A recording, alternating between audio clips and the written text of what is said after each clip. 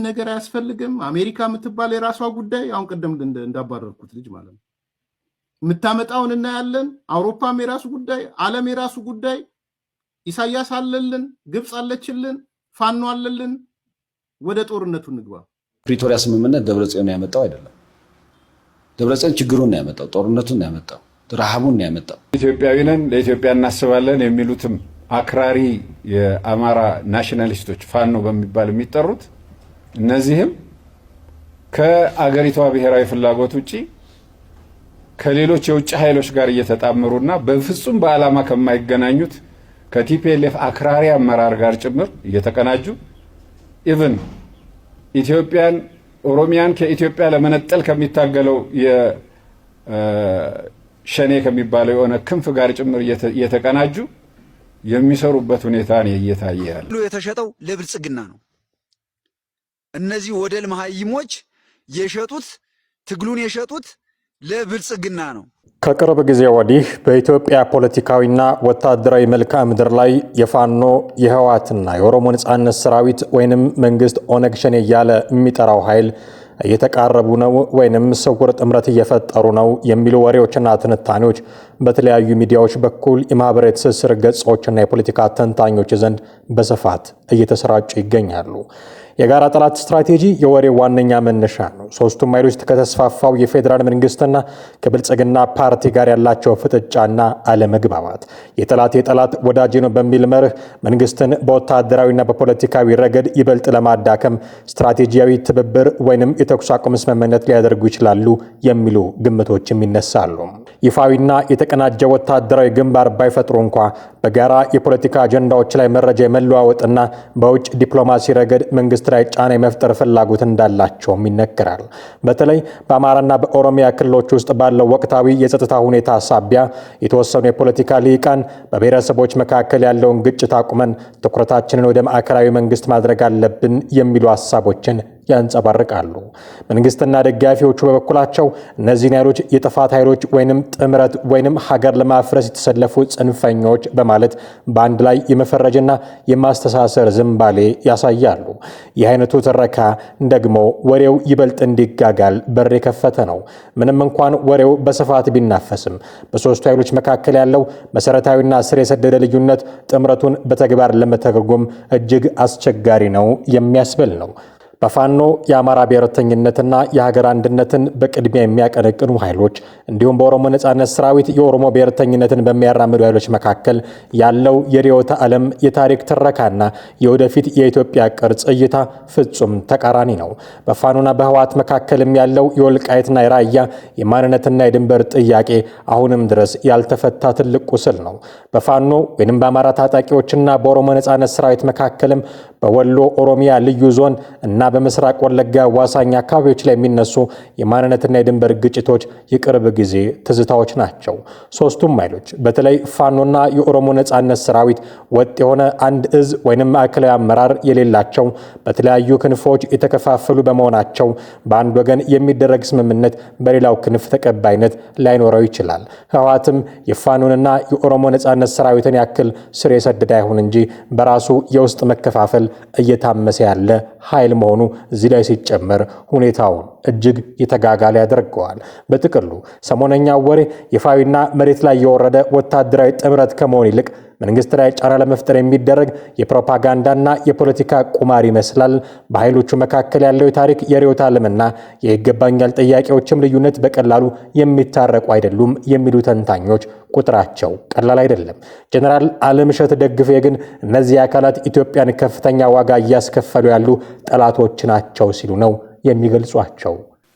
በተለያየ አቅጣጫ ይምጣም፣ በሰሜን በቲፒኤልኤፍ አክራሪ አመራሮች በኩል ይምጣ፣ በአማራ ፋኖ በሚባሉ አክራሪ የአማራ ናሽናሊስቶች ይምጣ፣ በኦሮሚያ በሸኔ ስም በኦነግ ስም በኦላ ስም የሚንቀሳቀሱ አክራሪዎች ስም ይምጣ፣ በአብዛኛው በሀገሪቷ ውስጥ እየተካሄደ ያለው ነገር የብሔር ጽንፈኝነትና ከዚህ ጋር ተያይዞ እኔም ማልመራት እኔ እንደፈለኩ ማላረጋት ኢትዮጵያ ለኔ አጠቅመኝም ስለሆነም ይሄንን ሰላሟን በማደፍረስ አጠቃላይ እድገቷን በመክታት ችግር ውስጥ የመክተት አይነት አባዜ ነው።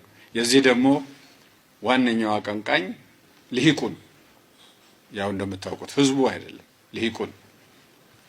ይሄ ልሂቅ ከየትኛውም ብሔር ጫፍ ይምጣ ከራሱ ስልጣን ፍላጎት ባሻገር የህዝብ ደህንነትን፣ የሀገር እድገትን፣ ሉዓላዊነትን የሚያከብር ኃይል አይደለም።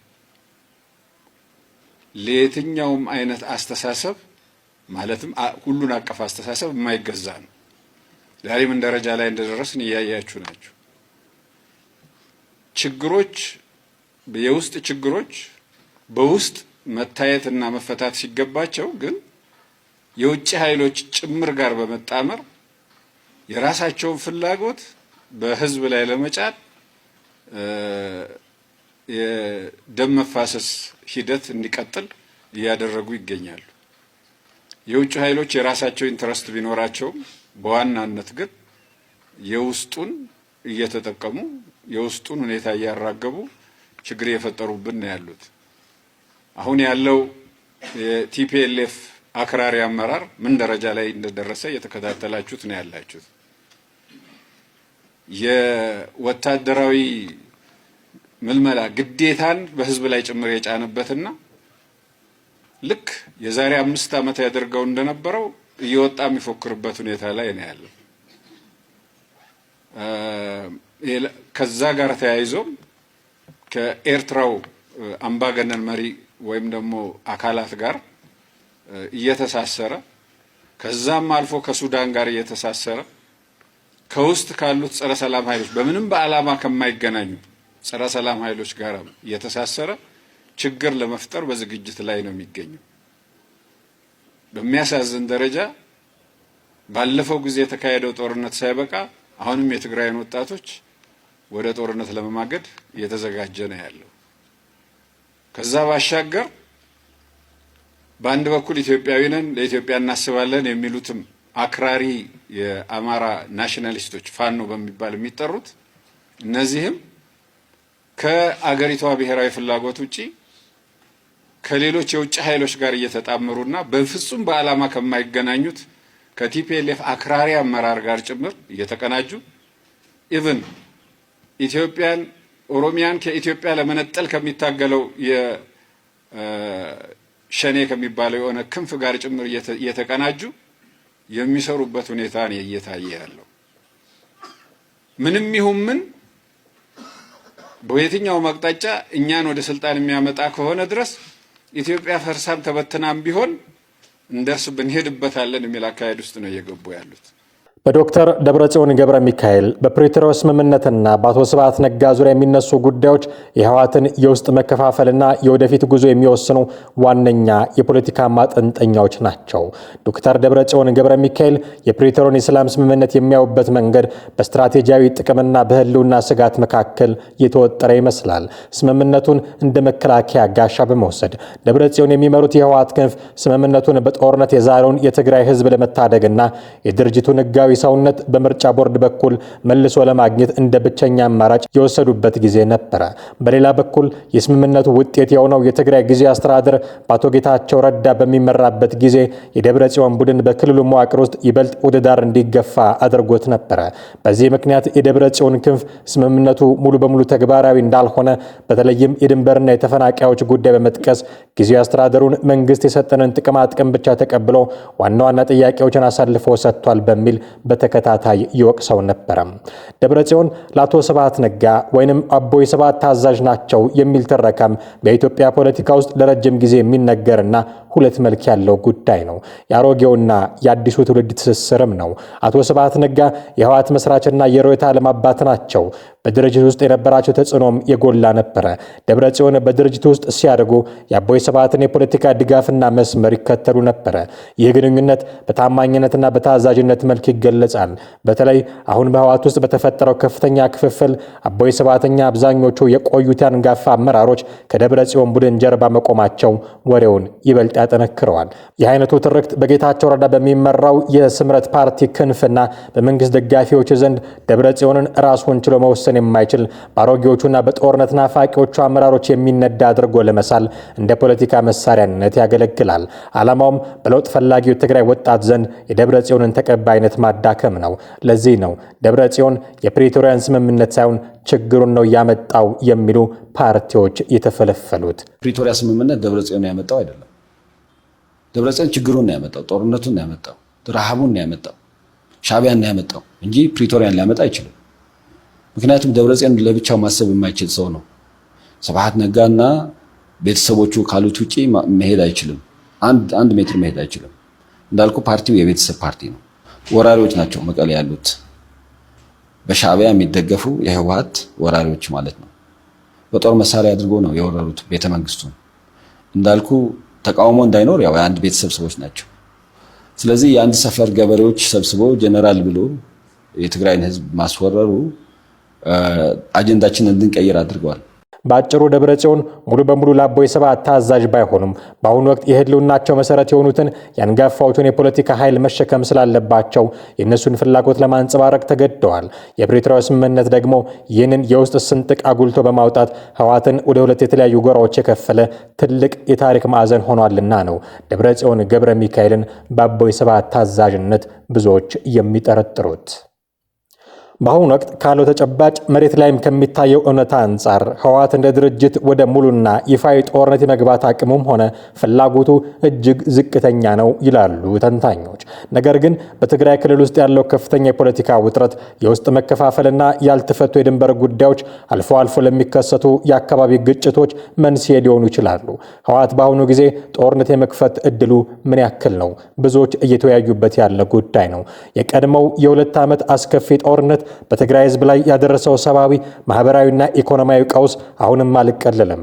ህዝቡ በአሁኑ ወቅት የሚሻው መልሶ ማቋቋም፣ ሰላምና መረጋጋትን እንጂ ሌላ ጦርነትን አይደለም። የንብረትና ወታደራዊ አቅም መዳከም ህወሓት በፕሪቶሪያው ስምምነት መሰረት ከባድ መሳሪያዎቹን ለመከላከያ በማስረከቡ ምክንያት ምንም እንኳን የታጠቀ የሰው ኃይል ቢኖርም ያለ ከባድ መሳሪያ፣ ያለ አየር ኃይል ድጋፍና ያለ በቂ የግንኙነት መሳሪያ አቅርቦት ወደ ትልቅ ጦርነት መግባት ራስን ማጥፋት መሆኑን አመራሩ ያውቀዋል። ህወሓት በአሁኑ ወቅት ታሪኩ ውስጥ አይቶት በማያውቀው መልኩ ለሁለት ተከፍሏል። በዶክተር ደብረጽዮን የሚመራው የፓርቲው ክንፍና በአቶ ጌታቸው ረዳ የሚመራው ሌላው ክንፍ እርስ በርስ በስልጣንና በመዋቅር ቁጥጥር ፍጥጫ ላይ ናቸው። ራሱን በሁለት ጎራ የከፈለና የውስጥ አንድነቱን የላላ ድርጅት ወደ ውጭ ጦርነት ለመክፈት የሚያስችል ወጥ የሆነ ወታደራዊ እዝ ሊኖረው አይችልም። ለደብረጽዮንም ሆነ ለጌታቸው ረዳ ክንፍ የፕሪቶሪያው ስምምነት የድርጅቱና የክልሉ ህልውና መከላከያ ጋሻ ነበረ። ጦርነት መክፈት ማለት ይህንን ስምምነት በይፋ ማፍረስ ማለት ሲሆን ያ ደግሞ የፌዴራል መንግስቱና ዓለም አቀፉ ማህበረሰብ አሜሪካና የአፍሪካ ህብረትን ጨምሮ በህወሓት ላይ ጠንካራ እርምጃ እንዲወስዱ መንገድ ይከፍትላቸዋል። ሆኖም የትኞቹ ስጋቶች ናቸው ግጭት ሊቀሰቅሱ የሚችሉት የሚለው ጉዳይ ግን አሁንም መነጋገሪያ መሆኑ አልቀረም። ጦርነት የመክፈት ፍላጎት ባይኖርም ጉዳዩን ስስ የሚያደርጉ ጉዳዮች ግን አልጠፉም። የወልቃይትና የራያ ጉዳይ ዋነኛው ነው። የእነዚህ አካባቢዎች ይገባኛል ጥያቄና የተፈናቃዮች አመላለስ ሂደት መሬት ላይ በሚፈለገው ፍጥነትና ግልጽነት ባለው መልኩ ካልተከናወነ በአካባቢው ባሉ ታጣቂዎች መካከል ግጭቶች ሊፈጠሩ ይችላሉ። በደብረጽዮንና በጌታቸው ረዳ መካከል ያለው የቃላት ጦርነት መሬት ላይ ያሉትን የታጠቁ የደህንነትና የፖሊሲ ኃይሎች ወደ ማጋጨት ካልመራ ክልሉን ወደ እርስ በርስ ትርምስም ሊከተው ይችላል። ኤርሚያስ ለገሰ ግን ደርሶኛል በሚለው መረጃ መሰረት ህወሓት ጦርነት ለመጀመር አፋፍ ላይ ደርሷል እያለን ነው። ነገር አያስፈልግም። አሜሪካ የምትባል የራሷ ጉዳይ፣ አሁን ቀደም እንዳባረርኩት ልጅ ማለት ነው፣ የምታመጣውን እናያለን። አውሮፓም የራሱ ጉዳይ፣ ዓለም የራሱ ጉዳይ። ኢሳያስ አለልን፣ ግብፅ አለችልን፣ ፋኖ አለልን። ወደ ጦርነቱ እንግባ። ጊዜ ባጠፋን ቁጥር እየተበላን ነው። ቲዲኤፍ እየመነመነ ነው። የመዋጋት ፍላቅሙ እየተዳከመ ፍራስትሬት እያደረገ ነው። በድሮን ሲመታ ፍራስትሬት እያደረገ ነው። ስለዚህ ዘለን ወደ ጦርነት እንግባ የሚል የነፈትለወርቅ ቡድን አለ። ይሄ በዋናነት አምባሳደር ፍስሐ አስክዶም የሚመራው ቡድን ነው። ጋድፋዘሩ እሱ ነው። እዚህ አሜሪካ ያለ አምባሳደር ፍስሐ አስክዶም የሚባል ሪፖርት አድርጉበት። ባይዘው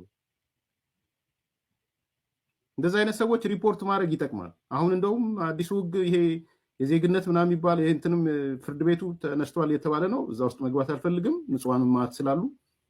ግን እንዲህ አይነት የማወክ ስራ፣ የጦርነት ስራ የሚሰሩ ሰዎች ካሉ ሊስት አድርጋችሁ ሪፖርት አድርጉ። እዚህ እሱ የሚመራቸው ሚዲያዎች አሉ። አዲስ ድመት ምናምን ምላችሁ አሁን ብዙ ስማቸው መጥቀስ አልፈልግም።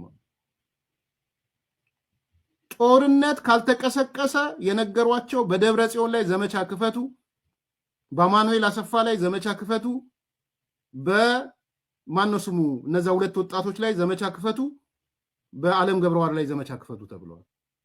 እና አለም ገብረዋድ እነ ደብረ ጽዮን እነ ጌታ ማነው ይሄ እነ ማነው አሰፋ ማነው አማኑኤል አሰፋ ኧረ ይሄ ነገር እንዴት ነው? ኦቦሳንጆን መቀበላችን ልክ ነው። የአሜሪካ አምባሳደርም መጥቶ ቢያናገረን ጥሩ ነው። እውነታውን እንንገረው፣ ወደኛ እንሳባቸው የሚል ፍራቻ አላቸው ደብረጽዮን።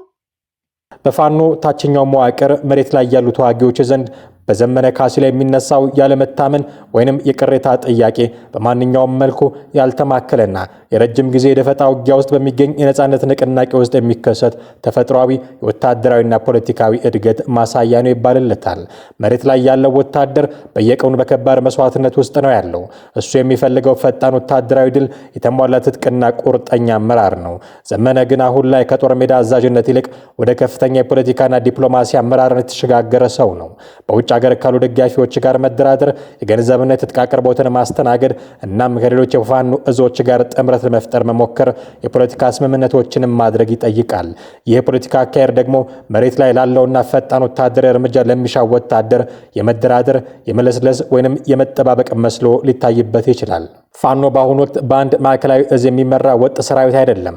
በርካታ ራሳቸውን የቻሉ ጠንካራ እዞችም አሉት። ዘመነ ካሴ የጎጃም ፋኖ መሪ ቢሆንም መላውን የአማራ ፋኖ ወክሎ ለመንቀሳቀስ በሚደረገው ጥረት ውስጥ ከሌሎች እዞች በታች ካሉ ወታደሮች ጋር የመረጃና የዓላማ መጋራት ክፍተቶች ተፈጥረዋል። አንዳንድ የታችኛው መዋቅር አባላት ዘመነን ሚዲያውና የውጭ ድጋፍ እሱ ላይ ብቻ እንዲያተኩር ያደርጋል በሚል የፍትሐዊነትና የውክልና ጥያቄ ያነሱበታል። ይህ ደግሞ አመኔታን የመሸርሸር አቅም አለው። በደፈጣ ውጊያ ውስጥ በከፍተኛ አመራሩና በታችኛው ወታደር መካከል ያለው የመግባቢያ መስመር ደካማ ነው። አመራሩ የሚያደርጋቸው ስልታዊ ማፈግፈጎች ወይንም የሰላም ጥሪ አማራጮች ለታችኛው ወታደር በግልጽ ካልተነገሩ ክህደት ወይንም ያለመታመን ተደርገው ሊተረጎሙ ይችላሉ። የፌዴራል መንግስት የፋኖን ትግል ለመከፋፈል ከሚጠቀምባቸው ዋነኛ ስልቶች አንዱ ታዋቂ መሪዎችን በተለይ እንደነ ዘመነ ካሴ ያሉትን ኢላማ ያደረገ ምናልባትም እነሱ ላይ ያጠነጠነ ፕሮፓጋንዳ መንዛት ነው። አመራሩ ተደራድሯል፣ ሊከዷችሁ ነው፣ ከተማ ውስጥ በሰላም እየኖርን እናንተን ይማግዳል የሚሉ ተረካዎች በተወሰነ መልኩ የታችኛውን ወታደር ጥርጣሬ ውስጥ እንዲገባም ያደርጉታል። ለዚህም ነው ዘመነ ካሴ ትግሉን ሽጦታል የሚሉ ሰዎች የተበራከቱት። የተሸጠው ለብልጽግና ነው። እነዚህ ወደል መሃይሞች የሸጡት ትግሉን የሸጡት ለብልጽግና ነው። በስራቸው የማያፍሩ በመልካቸው የማያምሩ መሃይሞች ትግሉን ሽጠውታል። አዋቂ ሳይሆኑ ታዋቂ የሆኑ ደናቁርቶች መሃይሞች ሽጠውታል ትግሉን። በዘመነ ካሴ ላይ የሚነሳው ጥያቄ የግለሰቡ የባህሪ ችግር ብቻ ሳይሆን የትግሉ መዋቅር ከባህላዊ ደፈጣ አደረጃጀት ወደ ተማከለ ወታደራዊ ፖለቲካዊ ኃይል ለመሸጋገር እያደረገ ያለው የእድገት ምጥ ውጤት ነው። ታችኛው ወታደር አመራሩን የመጠራጠር መብት እንዳለው ሁሉ አመራሩም ትግሉን ወደ ስልታዊ ድል ለማድረስ ሰፊውን ምስል ለማሳየት ይገድዳል የሚሉ የዘመነ ካሴ ተከላካዮችን በርክተዋል።